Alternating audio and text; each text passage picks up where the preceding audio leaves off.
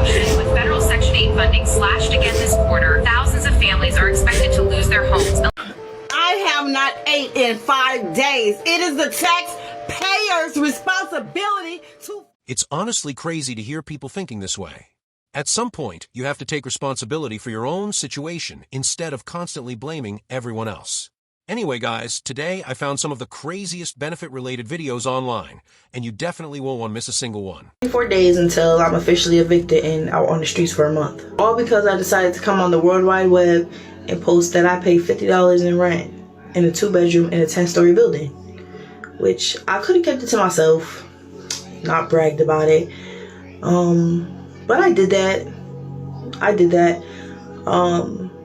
And one of you taxpayers went and found out where I lived and told my housing management. So now I have to leave because y'all got into my business that much, that y'all care about what I got going on. At this point, I'm just taking it day by day. I have no plan. To be honest, I don't know what's next.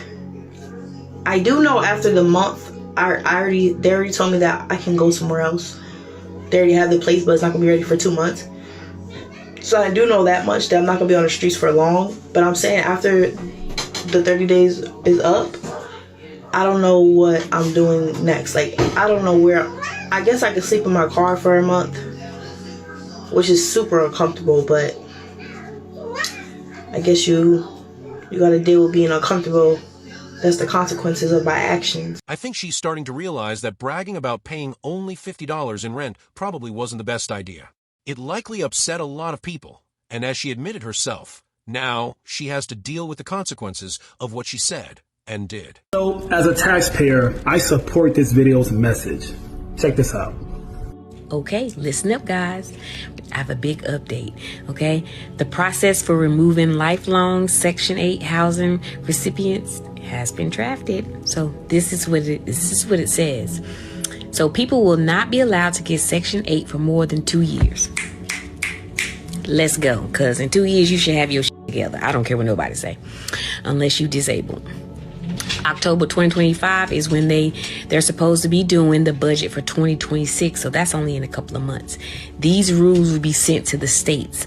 The states will then notify tenants who have been on Section 8 for longer than 2 years. Because why are you still on Section 8, Mom? Okay.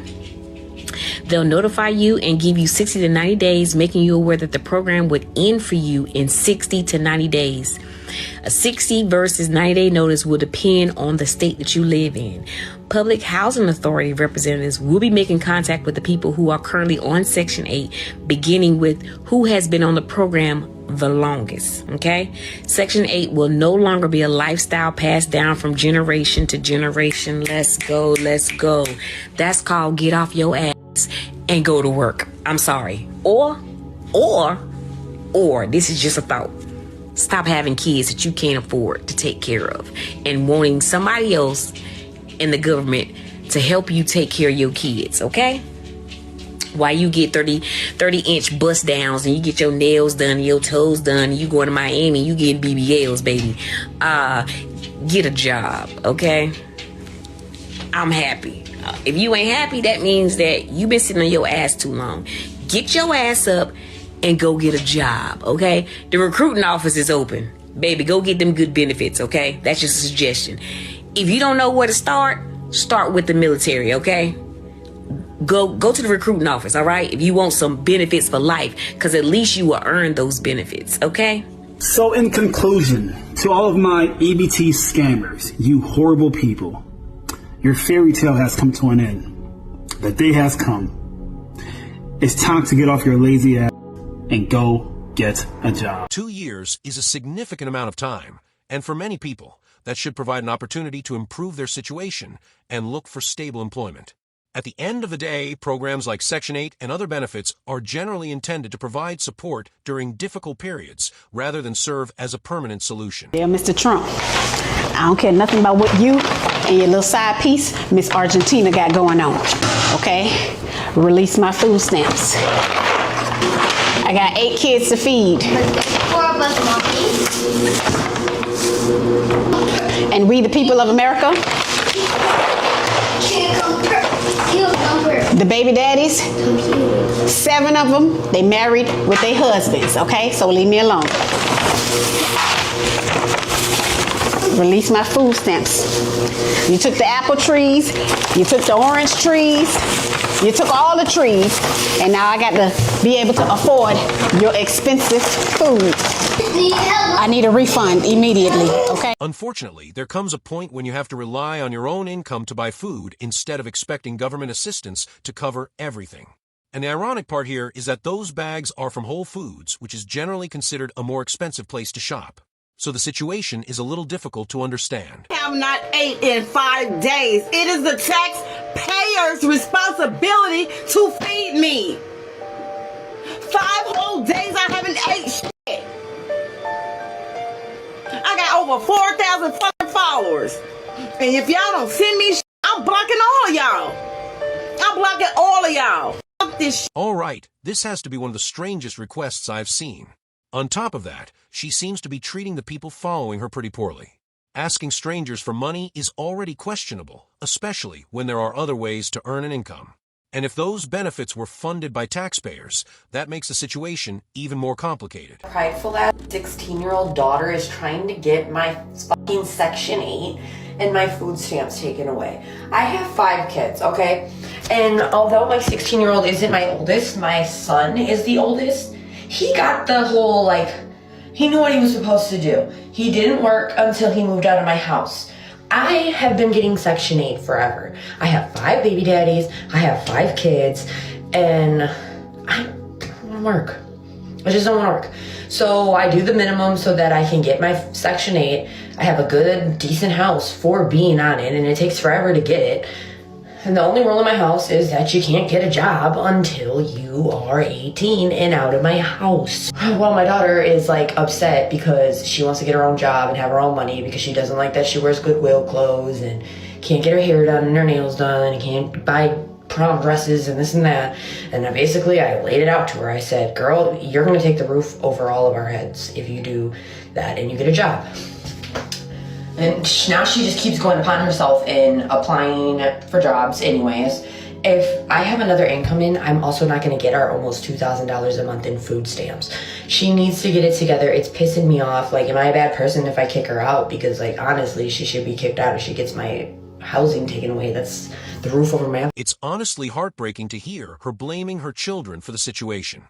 Parents are supposed to help prepare their kids for the future, encourage them to become independent, and eventually build lives of their own. Putting the responsibility on the children doesn't really solve the problem.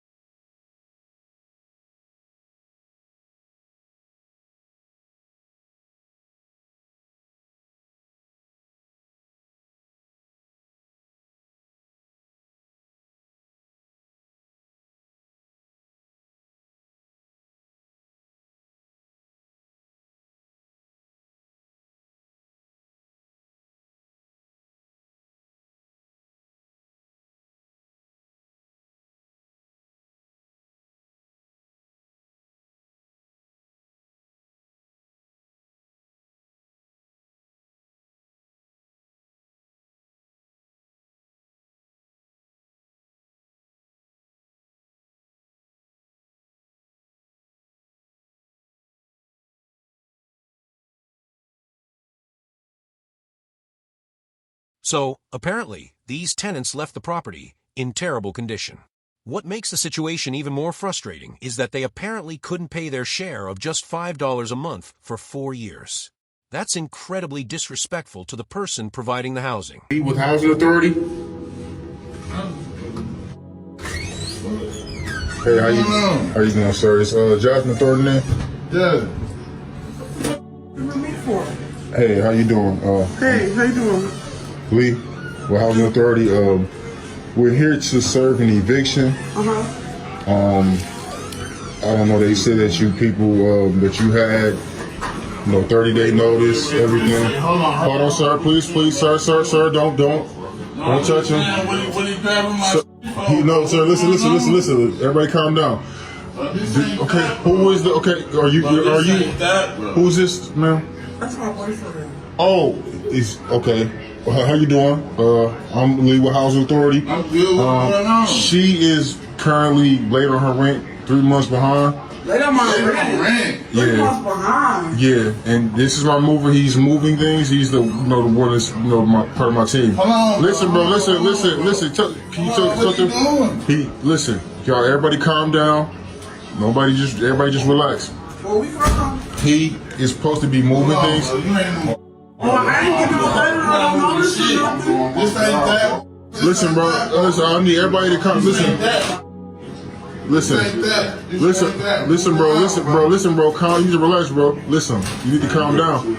Listen, bro. He's doing his job. He is doing his job. Watch out, bro. He ain't tell me shit. He ain't tell me shit. Listen. He ain't tell me. Listen. I got the letter right here. Listen. Here's the letter. There you go. I ain't never get none of this. So they said they've been giving you notices for like the past 3 months. You haven't. You're late. What you talking about? I gave you the rent. I paid the money. What you talking about? You should have paid this earlier. I did. Listen.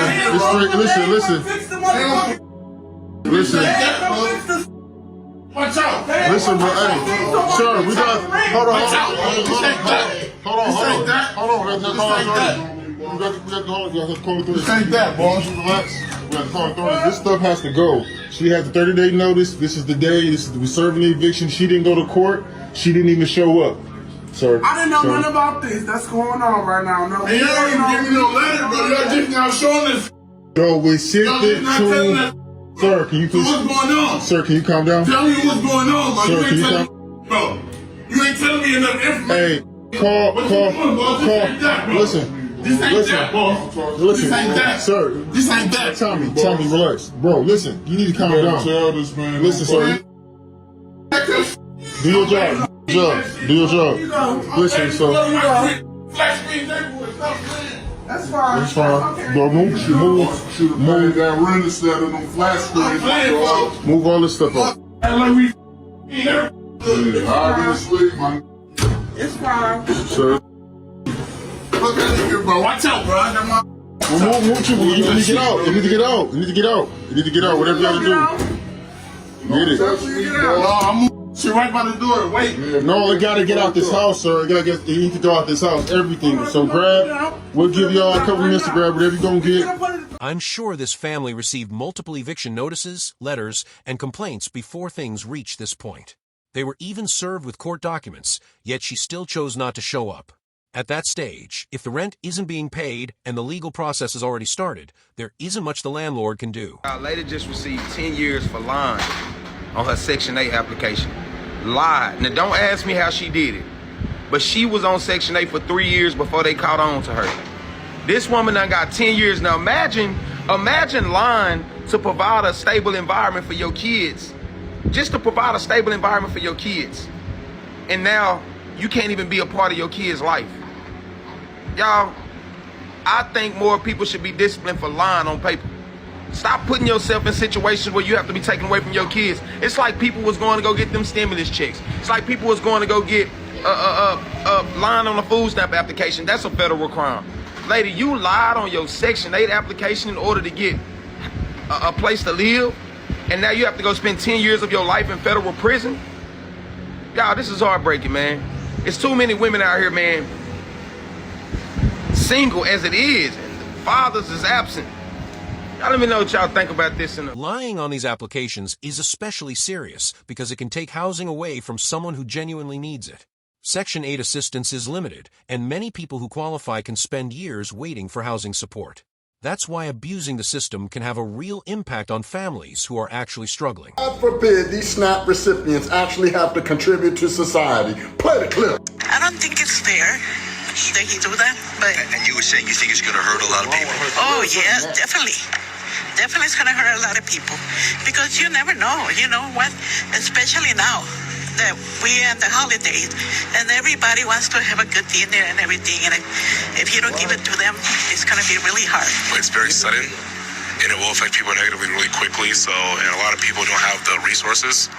to obtain these new skills. So if it's possible to, keep it or find another way to always help these people, that'd be very vital. We have found thousands and thousands of illegal use of the EBT card. We have been moving people off of SNAP. We've got almost 700,000 people, I think, we've moved off. Now, that coming from the Secretary of Agriculture, she says the point here is to reduce that fraud system-wide through the entire SNAP program, saving millions of dollars over the next few years. In any event, let's break it down. Check this out. Here's some of those new requirements that you must meet. That age is raised from 54 to 64 years old. And here's the thing. You've got to work. You've got to be out training for work, finding a job, or volunteering at least 80 hours per month to keep those benefits running. If you're new to SNAP, well, you've got to meet these requirements ASAP. And if you're already on SNAP, the feds say, well, you've got to meet these requirements when you're reclassified again. You come into the office and talk to the folks dealing with all. At first I was with her, thinking that it was 80 hours a week. Then I read it's 80 hours a month, lady. Girl, bye. That ain't nothing but a few shifts at Mickey D's, ma'am. And that's without the weekends. That ain't nothing but a little over, not even a little over. That's 4 hours a day, ma'am. That is just not unreasonable. Like this man said, it's hard to understand why someone wouldn't be willing to work at least 20 hours a week if they're able to. Many Americans work around 40 hours a week or more, which is roughly twice that requirement.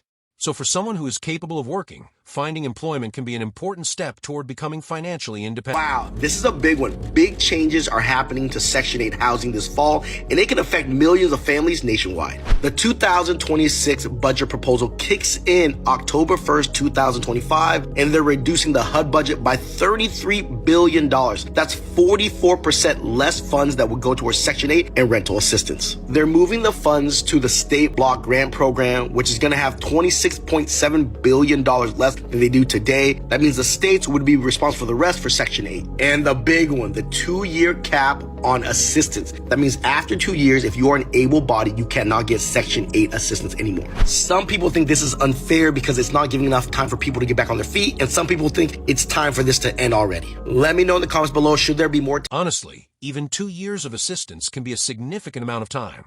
Many people wait years before they're able to receive Section 8 housing after applying for help. So when you look at the bigger picture, it's understandable why people have strong opinions about how these programs should be used. But guys, you definitely won't want to miss this insane last clip. Getting evicted in 14 days. We just got the court papers. I've been evicted before, so I know the drill. We owe like 3,000 plus, almost $4,000, right? That's where we're at right now, but we still have to fill out we have to pay for the full time that we reserved. So that will be close to $6,000. So we'll have to get on a payment plan for that. Yeah, we're gonna be homeless for at least 3 months to stack up some money and pay that back as fast as we possibly can. So with the next little bit of time that we have, we're gonna be packing up in here, cleaning up, getting it brand spanking new, and then we're going to start setting up the tent, clearing out a space and getting ready for... I don't know all the circumstances surrounding these two or exactly what led them to this situation, but hopefully they can get back on their feet, save some money, and eventually find another home. Anyway, guys, I hope you enjoyed the video. Don't forget to like, subscribe, and comment which moment you thought was the worst. I'll see you in the next one.